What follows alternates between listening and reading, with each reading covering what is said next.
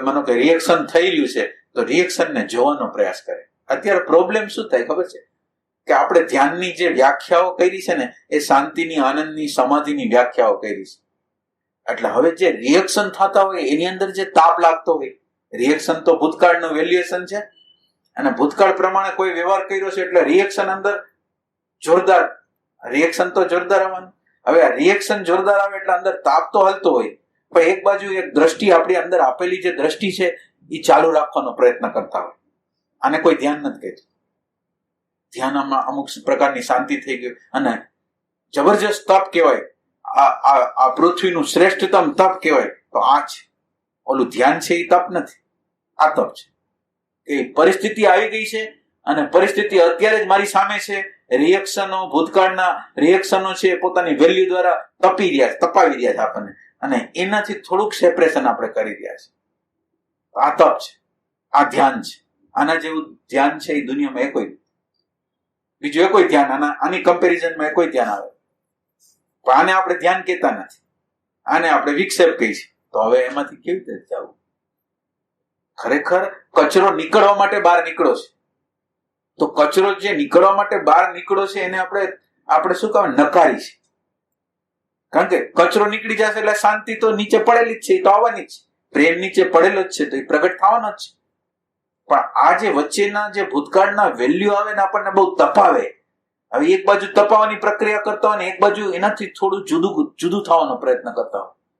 આ જુદું થવાનું જોર જેટલું વધી જાય ને, જુદું થવાનો પ્રકાશ જેટલો વધી જાય ને, એ ઓને એનર્જી નહીં મળે. પ્લસ આને જોવાની ક્ષમતા પ્રાપ્ત થશે. ઓને એનર્જી નહીં મળે અને જોવાની ક્ષમતા પ્રાપ્ત એટલે આરપાર જોઈ શકશે આની અંદર શું પડેલું છે. અગ્નિમાં હાથ નાખીને આપણે દાજી જાય તો બીજી વાર નાખતા નથી ને. ક્રોધ કર્યો, મને અંદર દાજી ગયો, છતાં હું ક્રોધ કેમ કરું છું? ક્રોધ શું કામ કરું છું?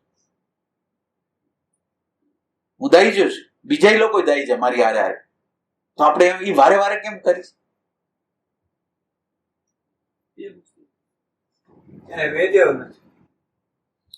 એનો આમનો સામનો, જેમ હાથ દાજી ગયો ને આપણને કેમ ખબર પડી ગઈ, એમ સાયકોલોજીકલ સ્તરે એના તાપને આપણે જોઈ ન શક્યા. અત્યારે આ ઘડીએ એ આપણી અંતઃકરણની કેવી કેવી પરિસ્થિતિઓ પેદા કરી રહ્યું છે એ જોતા નથી. તાપને એટલે તાપને જોતા નથી એટલે એને છોડીને શકતા નથી.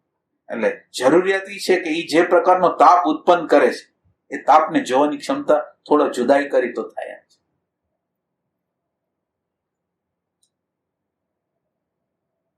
અને જુદાઈ છે એ ભ્રમણાવાળી ન હોવી જોઈએ. આ બધા અલગ થઈને કે અમે જોનાર છીએ અમે દ્રષ્ટા છીએ એવી ખોટી ભ્રમણાવાળી ન હોવી જોઈએ.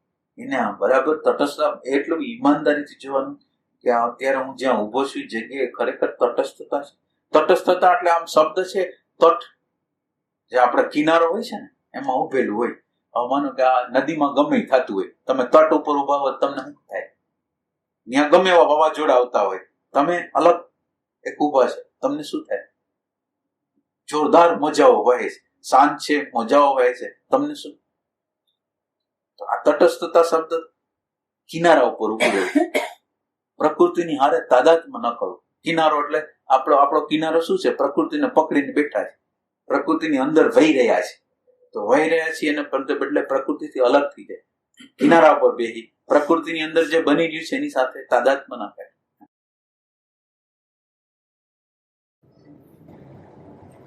એવું ખરો ને તો એ તટસ્થતા સાચી રીતે રહી હોય ભ્રમણા વગરની, તો પાછળથી પાછા એનો સ્પંદ આમ કે એને જે સ્ફૂર્ણ પાછું થતું એ વારંવાર ન થયા એ ઘટના ઘટી હોય. હા, તો ત્યારે જ પતી ગયું. માનો કે હિસાબ કિતાબ અત્યારે થયો અને હિસાબ કિતાબ, પણ એના માટે તમારે શું થાય કે પેલી વસ્તુ શું થાય, તમારી જાગૃતિમાં તમે જો રાગ થયો, દ્વેષ થયો, દેખાણ રાગ દ્વેષ તો દેખાય જ ને. તમે જાગૃત રહેતા હશો એટલે બધી વસ્તુ તમારા મનની, ક્રોધ દેખાતો હશે, લોભ દેખાતો હશે, સારું વસ્તુ દેખાતી હશે, ખરાબ વસ્તુ દેખાતી જ હોય.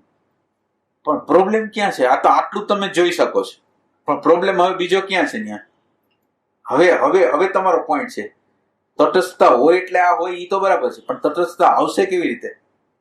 તો આ પ્રસંગો બન્યા ને ત્યારે અમુક પ્રસંગોને આપણે અંદરથી ગમાડી છે અને અમુક પ્રસંગોને છે ને અણગમો કરી છે. ઈ જે અનકોન્શિયસલી જે પ્રગટ થઈ જાય છે ને એના પ્રત્યે આપણું ધ્યાન નથી. રાગદ્વેષ તો ખબર પડી ગઈ, પણ રાગ આવ્યો અથવા વિચારોના જબરજસ્ત જોર આવી ગયું, વિચારોનું, લોભનું, ઋણનું, મોહનું જોરદાર વાવાઝોડું આપણને આવી ગયું તો સારું લાગશે?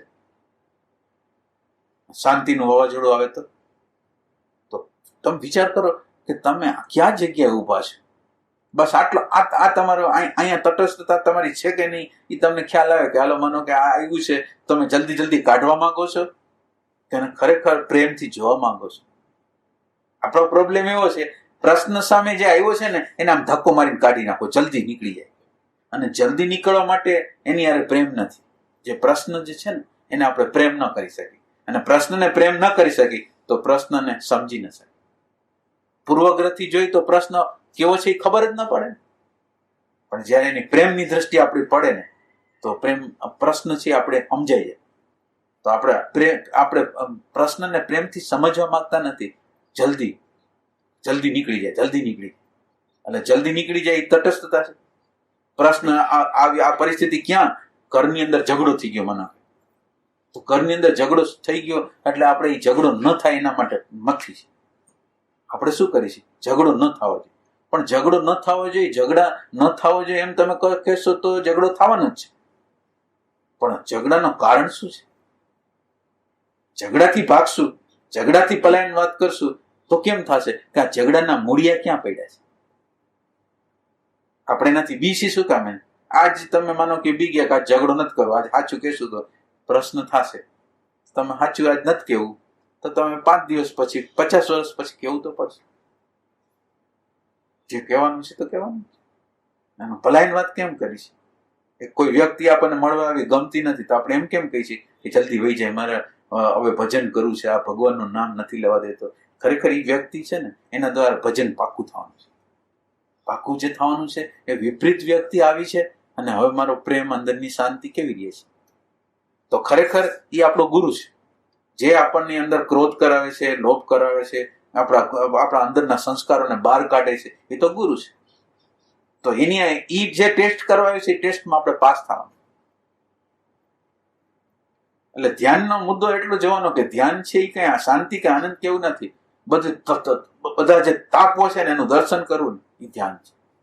મનના, પ્રકૃતિના સમગ્ર તાપ છે એનું એક્ઝેક્ટ જેવું છે એવું દર્શન કરવું એ ધ્યાન છે. ખાલી શાંતિમાં બેસી રહેવું, સમાધિમાં બેસી રહેવું. માનો કે તમે શાંતિમાં બેસી રહ્યા, સમાધિમાં બેસી રહ્યા, હવે જીવનનો પ્રશ્ન આવ્યો ત્યારે સમાધિ તમને ક્યાં ઉપયોગમાં આવશે? શાંતિ ક્યાં? કારણ કે શાંતિને માયણી છે, સમાધિને માયણી છે. ખરેખર માણવાની ન હોય, એનો ઉપયોગ કરવાનો. સમાધિ છે એનો ઉપયોગ કરવાનો. આ વર્તમાન ક્ષણમાં રહ્યા છે તો એ એનર્જીનો બચત થઈ છે એને જોવામાં લઈ જવાની છે. આ તો એની મજા લે છે. બધા સાધકો એમ જ કરે, પરિણામ નથી આવતું એનું કારણ આ છે. આમ કે અમે જોનાર છીએ ને વિચારો ગમતા નથી, ક્રોધ ગમતો નથી, લોભ ગમતો નથી, એવો એના નિમિત્તો નથી ગમતા. એ જે નિમિત્તો પેદા કરતા હોય તો કે જલ્દી જાય તો સારું.